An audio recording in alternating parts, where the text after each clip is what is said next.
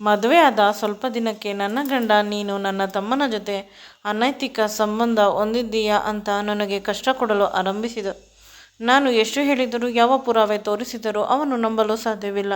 ಮನೆಗೆ ಬಂದ ನಂತರ ಹೆದರು ನನ್ನ ಹೆತ್ತವರು ಮನೆಗೆ ಬಂದಾಗಲೂ ಅಷ್ಟೇ ಅಲ್ಲ, ಕೆಲಸದವರ ಎದುರಿಗೆ ನನಗೆ ನನ್ನ ಮೈದುನನ ಜೊತೆ ಅನೈತಿಕ ಸಂಬಂಧವಿದೆ ಅಂತ ಬಿಂಬಿಸುತ್ತಿದ್ದರು. ಇದರಿಂದ ಬೇಸತ್ತ ನಾನು ನಿಜವಾಗಲೂ ನನ್ನ ಮೈದುನನ ಜೊತೆ ಅನೈತಿಕ ಸಂಬಂಧ ಇಟ್ಟುಕೊಂಡೆ. ಆದರೆ ಮುಂದೆ ಆಗಬಾರದ್ದು ಹಾಗೆ ಹೋಯಿತು. ನನ್ನ ಗಂಡ ನಾವ್ಯಾರೂ ಕಲ್ಪಿಸಲು ಕೂಡ ಸಾಧ್ಯವಾಗದ ಕೆಲಸವನ್ನು ಮಾಡಿದ್ದ ನನ್ನ ಜೊತೆ. ಅದೇನೆಂದರೆ, ಅಪ್ಪ ಅಮ್ಮನ ಮುದ್ದಿನ ಮಗಳು. ನನ್ನನ್ನು ತುಂಬ ಪ್ರೀತಿಯಿಂದ ಸಾಕಿದ್ದರು. ಎಷ್ಟು ಪ್ರೀತಿಯಿಂದ ಅಂದರೆ ಅದನ್ನು ಹೇಳಲು ಸಾಧ್ಯವಿಲ್ಲ. ನಾನು ಕಾಲು ಕೆಳಗೆ ಇಟ್ಟರೆ ಎಲ್ಲೂ ಸವೆದು ಹೋಗುತ್ತೇನೆ ಅನ್ನೋದು ನನ್ನ ಅಪ್ಪನ ಪ್ರೀತಿ. ಅಮ್ಮ ಕೂಡ ನನ್ನನ್ನು ತುಂಬ ಚೆನ್ನಾಗಿ ನೋಡಿಕೊಳ್ಳುತ್ತಿದ್ದಳು. ನಮ್ಮ ಇಡೀ ಫ್ಯಾಮಿಲಿಗೆ ನಾನೊಬ್ಬಳೇ ಹೆಣ್ಣು ಮಗಳು. ಚಿಕ್ಕಪ್ಪ ಚಿಕ್ಕಮ್ಮ ದೊಡ್ಡಪ್ಪ ದೊಡ್ಡಮ್ಮ ಎಲ್ಲರಿಗೂ ಕೂಡ ಹೆಣ್ಣು ಮಕ್ಕಳು ಇರಲಿಲ್ಲ. ನನ್ನ ಅಪ್ಪನಿಗೆ ಮಾತ್ರ ಹೆಣ್ಣು ಮಗು ಹುಟ್ಟಿದ್ದು. ಇದರಿಂದ ಮನೆಯಲ್ಲಿ ಎಲ್ಲರೂ ಖುಷಿಯಿಂದ ಇದ್ದರು. ದಿನಗಳು ಕಳೆದಂತೆ ನನ್ನ ವಿದ್ಯಾಭ್ಯಾಸ ಚೆನ್ನಾಗಿ ನಡೆಯುತ್ತಿತ್ತು. ಮೊದಮೊದಲು ಮನೆಯವರ ಪ್ರೀತಿಯಿಂದ ನಾನು ಚೆನ್ನಾಗಿ ಓದುತ್ತಿರಲಿಲ್ಲ. ಕ್ರಮೇಣ ಮನೆಯವರ ಪ್ರೀತಿಯನ್ನು ಕಡಿಮೆ ಮಾಡಿಕೊಳ್ಳಲು ಸೇರಿಕೊಂಡೆ. ಇಲ್ಲದಿದ್ದರೆ ನಾನು ಚೆನ್ನಾಗಿ ಓದುವುದಿಲ್ಲ ಅಂತ. ನಮ್ಮ ಊರಿನಲ್ಲಿ ಗೌರ್ಮೆಂಟ್ ಸ್ಕೂಲಿನಲ್ಲಿ ಓದಿದ ತುಂಬ ಜನ ಮಕ್ಕಳು ಒಳ್ಳೆಯ ಸ್ಥಿತಿಗೆ ಹೋಗಿದ್ದಾರೆ. ನಾನು ಚಿಕ್ಕಂದಿನಿಂದ ತುಂಬ ಚೆನ್ನಾಗಿ ಓದಲು ಪ್ರಯತ್ನಿಸಿದರೂ ಕೂಡ ಯಾರೂ ಓದಲು ನನ್ನನ್ನು ಬಿಡಲಿಲ್ಲ. ಆದರೆ ಈಗ ನಾನು ಚೆನ್ನಾಗಿ ಓದಬೇಕು ಅಂತ ಹಠ ಮಾಡಿದ್ದೇನೆ.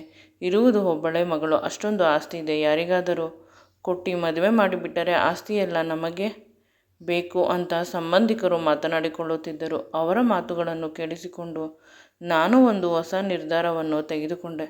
ಅಪ್ಪ ಅಮ್ಮನಿಗೆ ನಾನು ಗಂಡು ಮಗನ ರೀತಿ ಬೆಳೆಯಬೇಕು.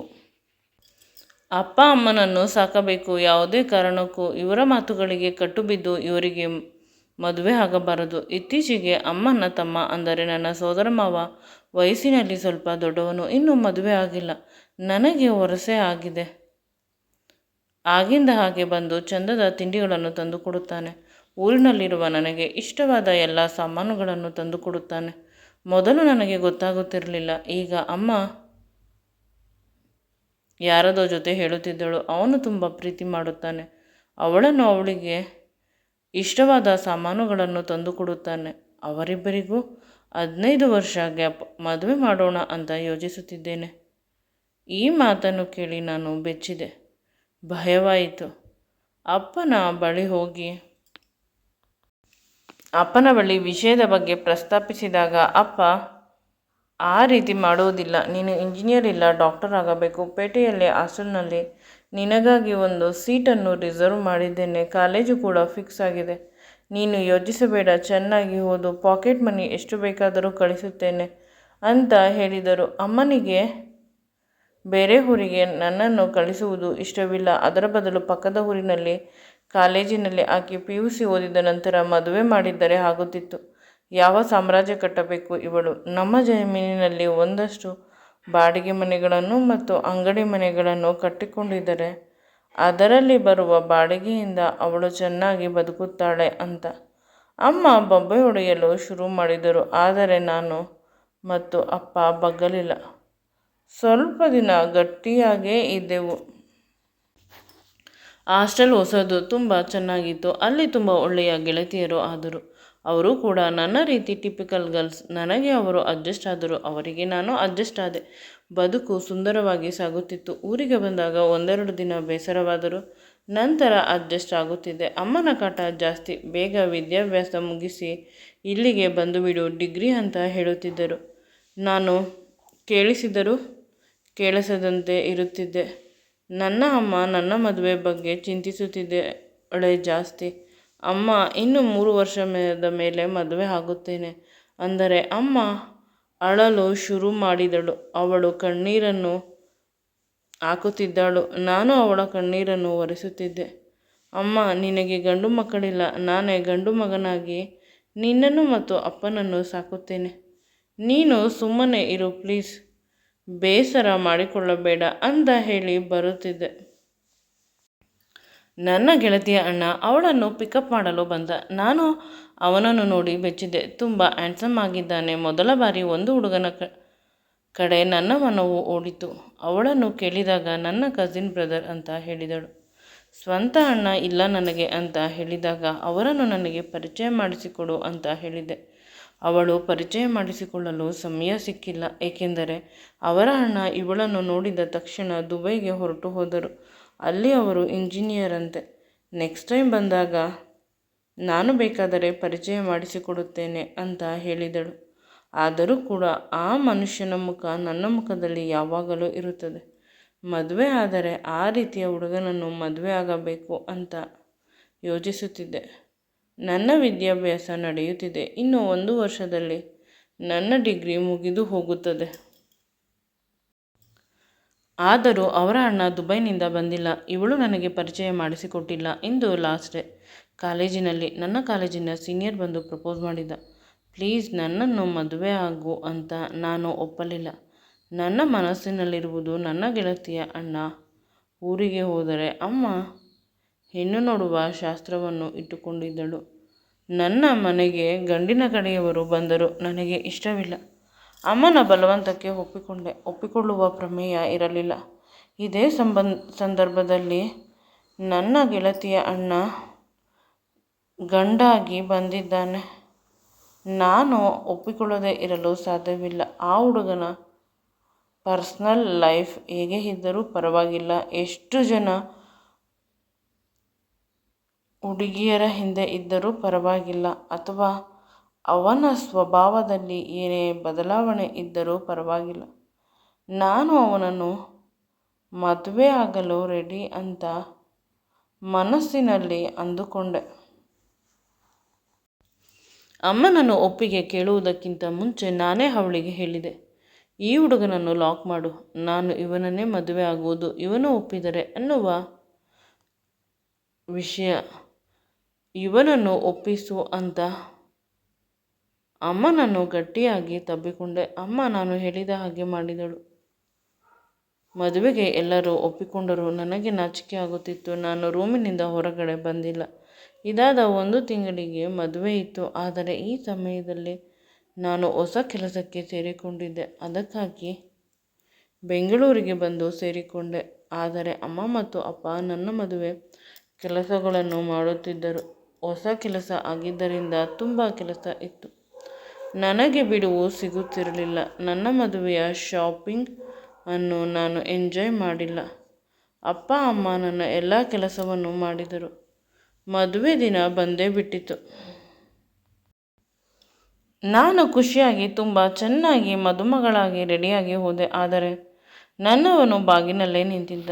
ಇವನೇಕೆ ರೆಡಿಯಾಗಿ ಬಂದಿಲ್ಲ, ಇನ್ನೂ ಸಮಯವಿದೆಯಾ ಅಂತ ಅಂದುಕೊಂಡು ನಾನು ಮಂಟಪದ ಕಡೆ ನಡೆದಾಗ ಅಲ್ಲಿ ಬೇರೆ ಹುಡುಗ ಇದ್ದ. ನನಗೆ ಆಶ್ಚರ್ಯವಾಗಿದೆ.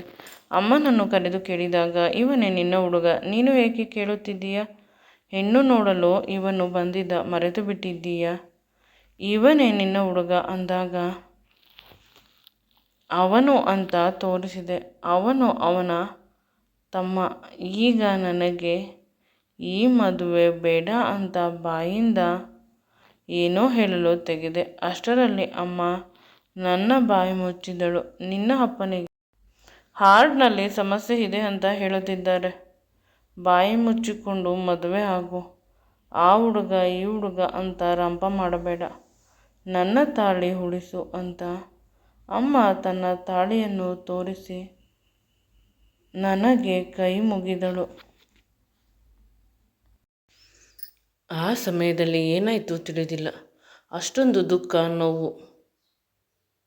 ಆದರೆ ಈಗ ಅರ್ಥವಾಗುತ್ತಿದೆ, ನಾವು ಪ್ರೀತಿ ಮಾಡಿದವರನ್ನು ಬಿಟ್ಟು ಕೊಡುವುದು ಎಷ್ಟು ಕಷ್ಟ ಅಂತ. ನಾನು ತುಂಬ ಸ್ಟ್ರಾಂಗ್ ಇದ್ದರೂ ಅಮ್ಮನ ಬಲವಂತಕ್ಕಾಗಿ ಮದುವೆಗೆ ಒಪ್ಪಿಕೊಂಡೆ. ಅವಳ ತಾಳಿ, ನನ್ನ ಅಪ್ಪನ ಆರೋಗ್ಯ ಎಲ್ಲ ನನ್ನ ಕೈಯಲ್ಲೇ ಇದೆ. ಆದರೆ ನನಗೆ ನನ್ನ ಸಂಸಾರ, ನನ್ನ ಬದುಕು, ನನ್ನ ಪ್ರೀತಿ ಬೇಕಿತ್ತು.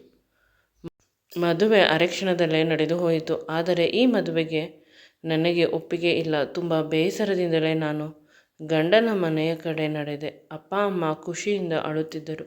ನಮ್ಮ ಮಗಳು ಮದುವೆಯಾಗಿ ಗಂಡನ ಮನೆಗೆ ಹೋಗುತ್ತಿದ್ದಾಳೆ. ಇಷ್ಟೊಂದು ಚಿಕ್ಕವಳಾಗಿದ್ದವಳು ಈಗ ದೊಡ್ಡವಳಾಗಿದ್ದಾಳೆ ಅಂತ. ಆದರೆ ಅವರ ಮಾತುಗಳು ನನ್ನ ಕಿವಿಗೆ ಬಿಡುತ್ತಿರಲಿಲ್ಲ. ಬದಲಿಗೆ ನಾನು ತುಂಬ ಚೆನ್ನಾಗಿ ಅಳುತ್ತಿದ್ದೆ. ಗಂಡ ಸಮಾಧಾನ ಮಾಡಲು ಪ್ರಯತ್ನಿಸಿದ, ಆದರೆ ನಾನು ಪ್ರತಿಕ್ರಿಯೆ ನೀಡಲಿಲ್ಲ. ಮೊದಲ ರಾತ್ರಿಯಲ್ಲಿ ನಾನು ತುಂಬ ಅಳುತ್ತಿದ್ದೆ. ಗಂಡ ಬಂದು ಮುಟ್ಟಿದ. ಇನ್ನೂ ಅಳು ಬಂತು. ನಂತರ ಏಕೆ ಅಳುತ್ತಿದ್ದೀಯಾ ಅಂತ ಕೇಳಿದ. ನಾನು ಅಮ್ಮನ ಫೋಟೋ ತೋರಿಸಿ ಅಳುತ್ತಿದ್ದೆ. ಆದರೆ ನಿಜವಾಗಲೂ ಇವನಿಗೆ ನನ್ನ ದೇಹ ಅರ್ಪಿಸುವ ಮನಸ್ಥಿತಿಯಲ್ಲಿ ನಾನು ಇರಲಿಲ್ಲ. ನಾನು ಇಂದು ಮೊದಲ ರಾತ್ರಿ ಮಾಡಿಕೊಳ್ಳುವ ಪರಿಸ್ಥಿತಿಯಲ್ಲೂ ಇಲ್ಲ. ಸಮಾಧಾನ ಮಾಡಲು ಪ್ರಯತ್ನಿಸಿದ. ನಾನು ಸಮಾಧಾನವಾಗಲಿಲ್ಲ. ನಂತರ ಅವನು ಪಕ್ಕದ ರೂಮಿಗೆ ಹೊರಟು ಹೋದ. ತುಂಬ ಕೋಪ ಮಾಡಿಕೊಂಡಿದ್ದ ಅಂತ ಅನಿಸುತ್ತದೆ. ಬಾಗಿಲನ್ನು ಜೋರಾಗಿ ಹಾಕಿದ.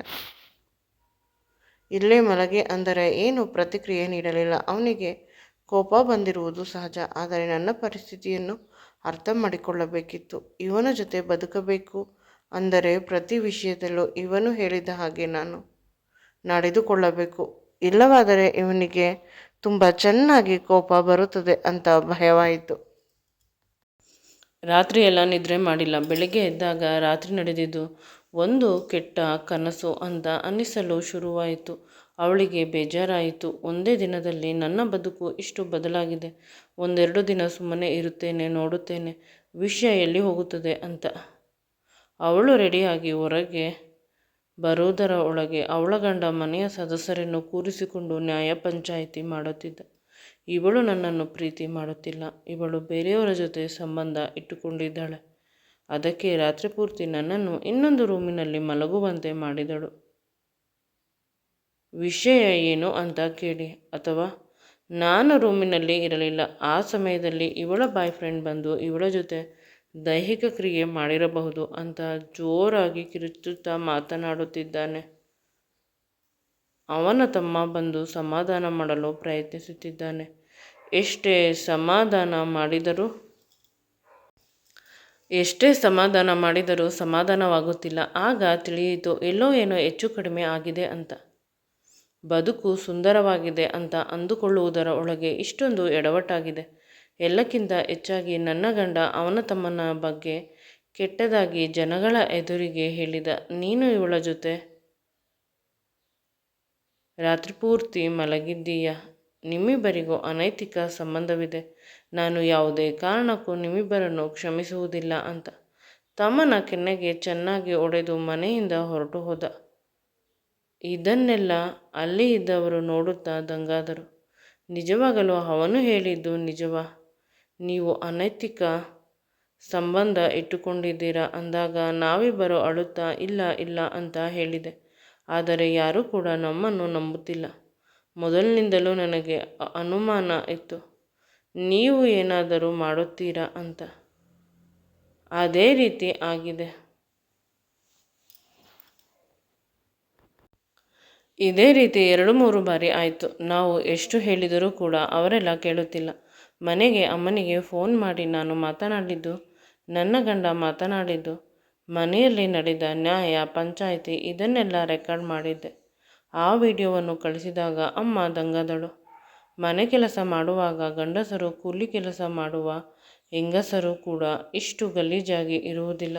ಅವನು ನೋಡಲು ಸುಸಂಸ್ಕೃತ ಮನುಷ್ಯನ ರೀತಿ ಇದ್ದಾನೆ. ನೀನು ಯಾವುದೇ ನಿರ್ಧಾರ ತೆಗೆದುಕೊಂಡರೂ ನಾವೆಲ್ಲ ನಿನ್ನ ಜೊತೆ ಇರುತ್ತೇವೆ ಅಂತ ಹೇಳಿದಳು. ಆಗ ಸ್ವಲ್ಪ ಧೈರ್ಯ ಬಂತು. ಬದುಕು ತುಂಬ ಸುಲಭ ಅಂತ ಅಮ್ಮ ಹೇಳಿದ ಮಾತಿನಿಂದ ನನಗೆ ಅರಿವಾಯಿತು. ಇನ್ನು ಯಾರಿಗೂ ಹೆದರಬಾರದು ಅಂತ ಅಂದುಕೊಂಡೆ. ನನ್ನ ಮೈದಳನ ಜೊತೆ ಎಲ್ಲ ವಿಷಯವನ್ನು ಕ್ಲಿಯರ್ ಮಾಡಿಕೊಂಡೆ. ನಾನು ಮದುವೆಗಿಂತ ಮುಂಚೆ ನಿನ್ನನ್ನು ಪ್ರೀತಿ ಮಾಡಿದ್ದೆ. ನೀನು ನನ್ನ ಗೆಳತಿಯ ಕಸಿನ್. ತುಂಬ ಸಲ ನಿನ್ನನ್ನು ಮೀಟ್ ಮಾಡಲು ಪ್ರಯತ್ನಿಸಿದೆ. ಆದರೆ ಕಣ್ಣುಗಳಲ್ಲಿ ನೀರು ತುಂಬಿಕೊಂಡು ಏನೂ ಮಾತನಾಡದೆ ಹೊರಟು ಹೋದ. ಆಗ ಅರ್ಥವಾಯಿತು ಅವನಿಗೂ ಕೂಡ ನನ್ನ ಮೇಲೆ ಪ್ರೀತಿ ಇದೆ. ಆದರೆ ಯಾವುದೂ ಹೇಳಲು ಅವನ ಕೈಯಲ್ಲಿ ಆಗುತ್ತಿಲ್ಲ. ಅವನ ಸ್ವಂತ ಅಣ್ಣ ಅಲ್ಲವೇ? ಇಂದು ಸಂಜೆ ಮನೆಗೆ ಬಂದಾಗ ನನ್ನ ಗಂಡ ನನ್ನನ್ನು ಹಿಡಿದುಕೊಂಡು ಚೆನ್ನಾಗಿ ಹೊಡೆಯಲು ಆರಂಭಿಸಿದ.